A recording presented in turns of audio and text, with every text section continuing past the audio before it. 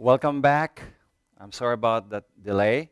There's a lot of people today who are still logging in, and they were late, as usual. Many people are always on the last minute. So we're almost reaching 300 people already logging in, and this is a event for the global students and clients. So we are, in fact, so happy to have received many interest in this kind of event. And welcome to all of you, my friends, ladies and gentlemen, dignitaries and leaders around the world who are joining us today. We have even teenagers and students from different universities who are also joining their parents. So welcome to all of you. And I would like to speak slower because we have translation and interpretation for different languages. As a spiritual ritual, we'd like to invoke for divine blessings first before we start, and then we will cut our ribbon today. So please close your eyes, whatever religion you belong to. We will just invoke for divine blessings. We humbly invoke for divine protection, guidance, empowerment, to launch BIHC, and also to bless all of you with a great life ahead. We also invoke for the higher knowledge, higher philosophies, wisdom, the divine will, and also love, harmony, peace, compassion to all of you, and for those who will take the BIHC courses and events in the future. We invoke blessings to you and your families and your endeavors. We invoke for the blessings of BIHC from now onward to be able to serve humanity in the world, and as a gift to humanity in the world, may it serve its purpose. I invoke also the divine beings, all the divine founders of all religions, philosophies. To the divine macrocosm we call God, we thank you for your blessings and empowerment. Thank you for allowing me to be a channel of these teachings, knowledge, and wisdom and philosophies as a gift to humanity and the world. My BIHC serve its purpose and continue to be useful for as long as necessary. So it is. May all of us be blessed. So it is. Open your eyes.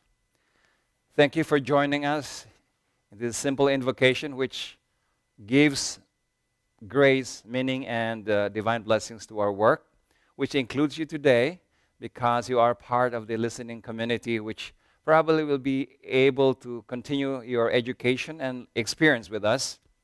So at this juncture, ladies and gentlemen, my friends around the world, students, disciples, and leaders of the BIHC, I'd like to cut this ribbon to symbolize the opening of our BIHC officially today.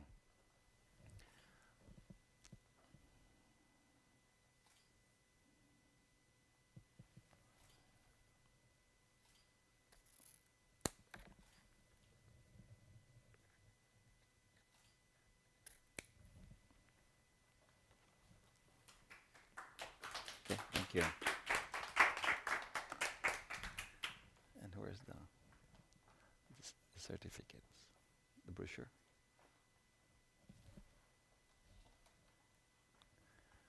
Where's the brochure? Okay, for every person who will attend our courses and programs, we have certificates for you and officially rendered as a proof of your participation and completion of the workshops and courses and events. And here is our 12 departments curriculum, almost 200 courses, programs, and certifications, which I officially would open up. It looks like it is like the Bible and scripture of BIHC. It has all the most advanced workshop today you can attend on the planet on spiritual sciences, healing sciences. So this is our BIHC catalog of almost 200 workshops and events, which will be the platform to launch the new knowledge, the new wisdom, the new strategies for the new humanity and the world. So I'd like to congratulate my teammates, my colleagues who had helped prepare all of these events and invited your friends, your students, your clients to have a very astounding and fantastic opening today. Thank you very much.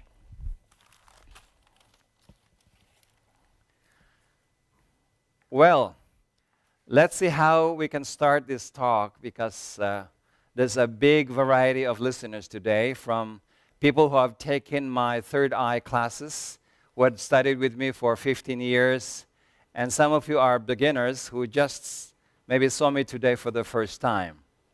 But as a genesis to our educational system, to give honor to those who have put up their own schools and universities in the past, I'd like just to give a skeletal history of big schools and universities who have shared their knowledge and wisdom and philosophies to humanity. But, of course, we have many root races who had gone through human existence. Even Lemuria, Atlantis, and today our Aryan fifth root race had their own history. But for our modern history, I would like to state to you our genesis of universities and schools that had really shared their knowledge to humanity. What school was the first to offer formal training to modern humanity? I mean, modern humanity should be maybe 5,000 years, not earlier than that, because I know by the standard of the esoteric schools, there are more schools before that 5,000 years ago period. Well, the Indians would call Nalanda, which has been during the time of Lord Buddha in Bihar in northeastern India, to have been instituted 5 century BC. That's around 2,514 years as of this year, 2014. So Nalanda University was one of the formal universities on earth that had brought knowledge and intelligence development to humanity. But mind you, before that, it was China. Around 1046 BC, the Song dynasty had a school called the Chinese Imperial Central School. It was during the Song Zhou dynasty, and that's around 3,060 years ago. 3,060 years ago is the first formal education from the Zhou dynasty, the Imperial Central School. That's a long time ago. Then we have also the Nalanda University from India, which is around 2,514 years as of this year. Nalanda University in Bihar. Then we have also the Plato's Academy, which has been 387 BC. That's around 2,401 years as of this year. So imagine that, how long ago we had already some formal schooling. Then we have 1,088 or so, we have the University of Bologna of Italy. University of Bologna of Italy is almost 1,000 years ago, around 926 years ago. And then we have also the school in, is that England? Yes, Oxford University, which has been around, I would say, 1167 AD, we have Oxford University in England. And of course, we have our modern famous premier university called the Harvard University. I'm sure Leo would know because he is an alumnus from that. It was put up 1636 AD, which is around 376 years ago, as of this year. And today we have BIHC, September 27, 2014. Well, I'd like to congratulate everybody who had contributed in the raising up of this new being. A new being as of today, but it will be a giant in the making. I always say to my students that this is a gift of the gods or the great ones to humanity, especially to the new humanity and the new world. It is the platform where the higher teachers who will come after me will launch also their teachings, because it is the start of the new age, which contributes to the transition, formal transition of the teachings from the old Piscean, the devotional period of Pisces, stimulated period, to the new Aquarian institutions, which is the new era, as we call the new world. They always predicted that the end of the world is the end of the last century. It is true. It is the end of the old world cycle. It's not the end of the world and the planet that it will go to an obscurations phase. It is more of the end of the world cycle of Pisces, which has been predicted by Nostradamus and had been brought into religious teachings as the second coming of the Christ, Imam Mahdi, Buddhist by Maitreya, and all the names of the Christ. Well, in fact, the Mayan calendar has predicted the end of the world cycle also by 2012. And as you have noticed, it did not end the world. It is more of the end of the world epoch of Piscean, the devotional period. In my books, I have stipulated also the end of the world cycle by 2010. Calendars usually vary plus or minus 2 years or more. Anyway, at this juncture, I'd like to present to you the BElife Institute for Higher Consciousness, BIHC, as a formal education to enrich, empower, transform, and transmute humanity to become the new humanity. You might not see it as of now, but in the future, your children's children will appreciate it more than today's children or today's adult. Now, a lot of the teachings of the great ones, including my mentors of a higher order, will be physicalized through this institution, because it launches the new teachings, which will give a new way of thinking, a new way of emotional responses, and solutions to our incoming epidemics, which really festered our consciousness. Now, today we have many problems and high complexity brought by modernization and digitization, or the digital age. Why is this becoming a problem? Because there's an old traditional life that we are used to, and suddenly, in the last 50 years, we have this explosion of information and digital knowledge born approach, which now plague our lives daily, and we were not able to catch up enough of this speed of change, and our children starting to belong to the digital age and the Wi-Fi age, whereas our parents today are in transition to use even the high-speed cellular phone and computers, and our grandparents do not even want to touch the cell phones, or they have the technophobes, or phobia of technology. And so today we have time poverty. Like with all these high-speed instruments, we're thinking that we don't have time. Yet we have all the high-speed gadgets. Now, why is it so? Because if you have so many options and priorities in life, and you were not trained to discriminate and juggle priorities, we were not trained to discern what are urgent and important things to do first, and what are the most urgent that do not really matter, and what are the important things that matters.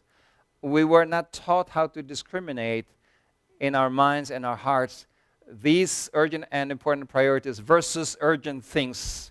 Like your Netflix, watching a movie. It's not urgent, but sometimes we want to watch a movie before we do our homeworks, if we were students, or before we execute our planning for our financial and accounting measures. We'd rather be watching a movie. The lure of watching a movie is more powerful sometimes than doing our work, since Netflix in the United States is only around $9 per month. We don't have to go to the movies anymore. And we don't have to go to the bookstore to buy books. We just download through Kindle and iBooks, and we will just read our favorite books. So yet, we claim that we don't have enough time to do things. So I call it time poverty. So something is wrong on the way of transition between the old ways and the new ways. And the generation gaps of today is not about just your father and grandfather and your grandchildren. It is really whether you are using technology or up to using high-speed internet, or if you are behind even using a smart cell phone or using the old cell phone or the slow computers. Today is about the rat race of getting ahead of other people. So the sense of competitiveness had gone into much of who has the money and who's got the technology and who's got the new information to be ahead. But as I have traveled around the world, I have seen much of the problem. It's really the missing value system now that guides our high-speed internet usage and our prioritizing of time and priority use of knowledge. We have not caught in the abstract principles of values and philosophy to guide our daily lives that will be the bigger scheme of guidelines that would guide our day-to-day affairs. We are now into our day-to-day affairs and living every day as if the day is the most important thing only, but not planning for the future to be able to see the most urgent important things that will guide ourselves apart from our religion. And today also we are having setbacks on religions. Less and less that people believe in religious rituals, and less that our new kids would like to go to church or temples.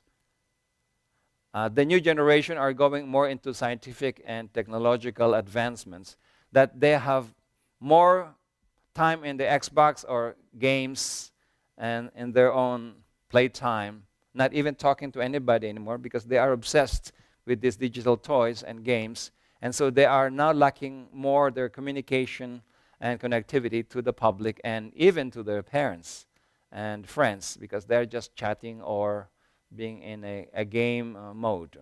So there is a setback of our modernization because we did not bring the best of our tradition and the wisdom of our past to guide our present transition and also to push our values ahead in the future.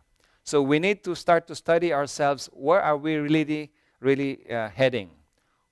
Who is leading our lives? Is it the environmental life that's leading our day-to-day affairs?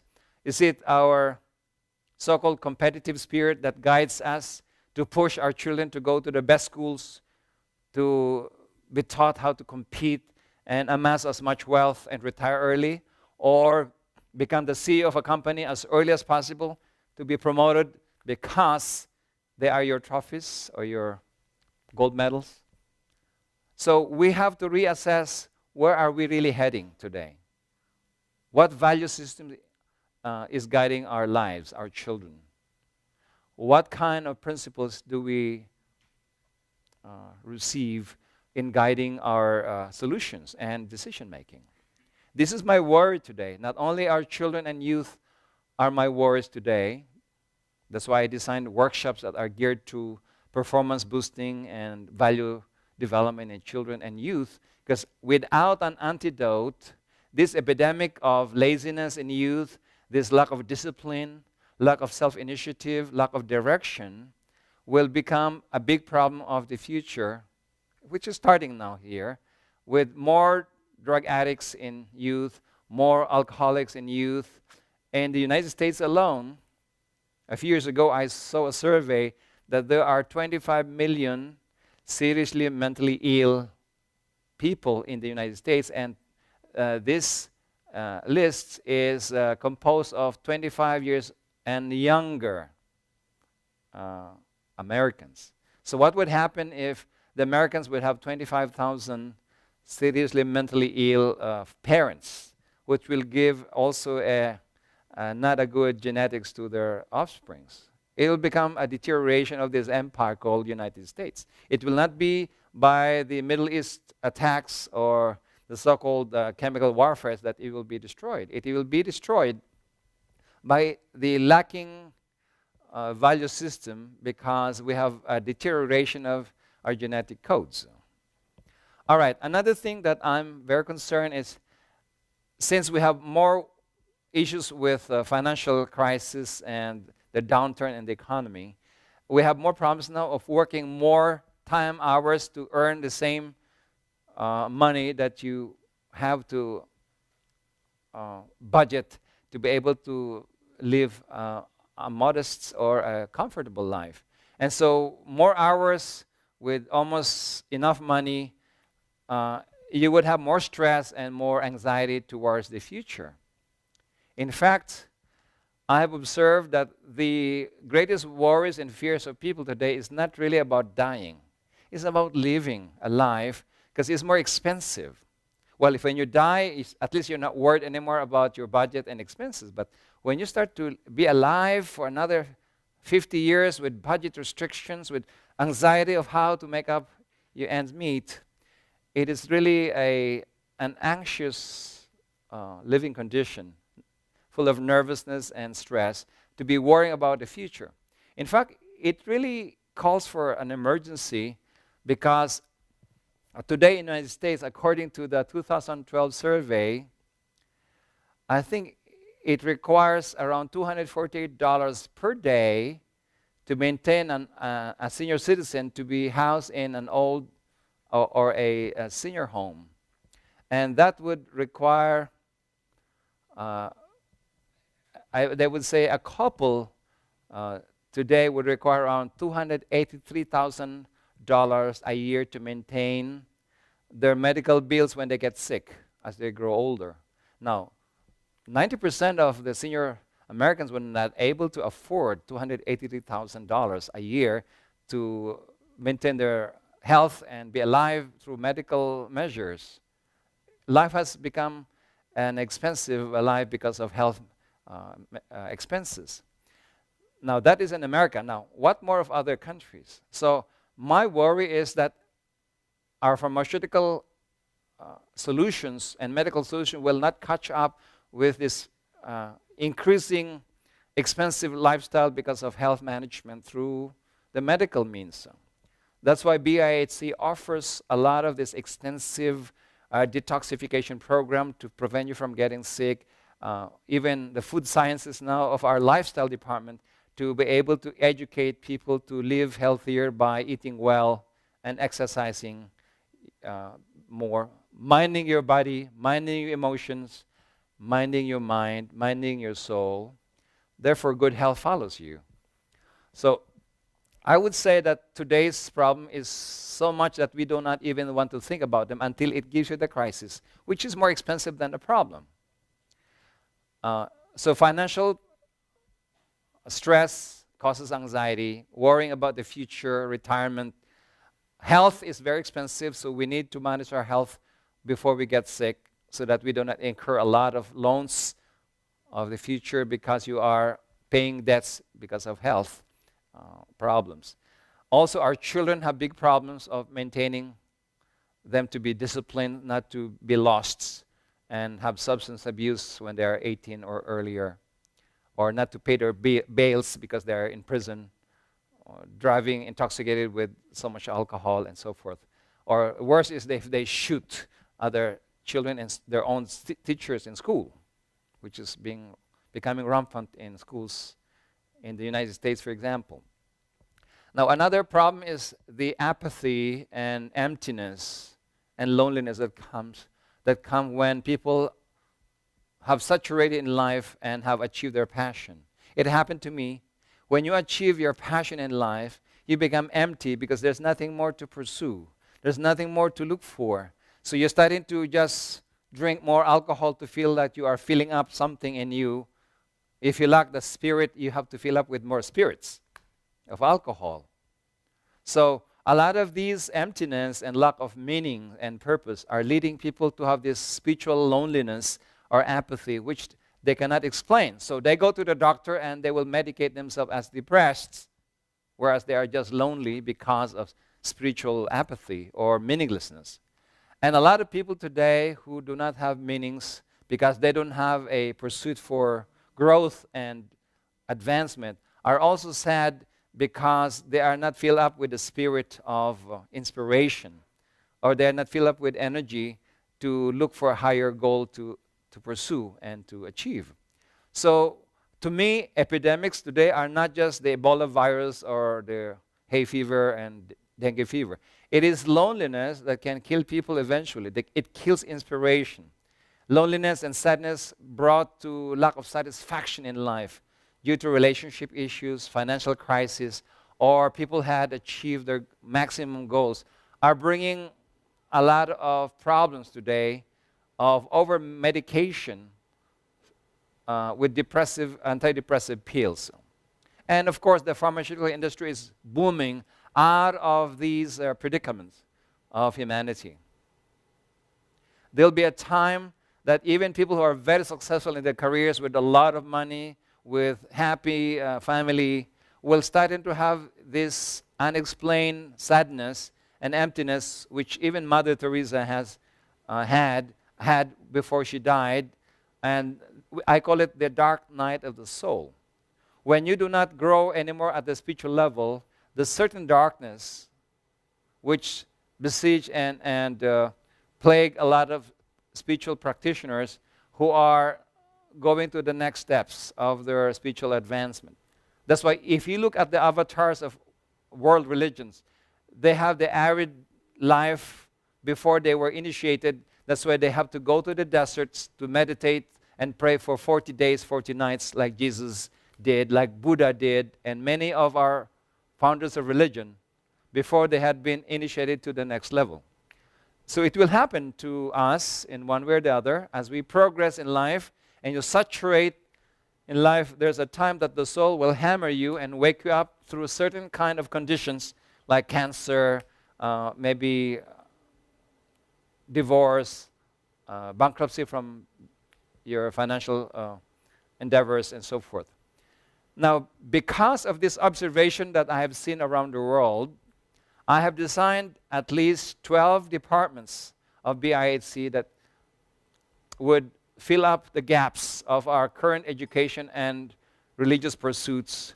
And as I see the new humanity and the new world, it will become more and more scientific. We are just abnegating the situation today that we have problems. We have big problems, not only politically or economically. We have problem of the, I would say, rapidly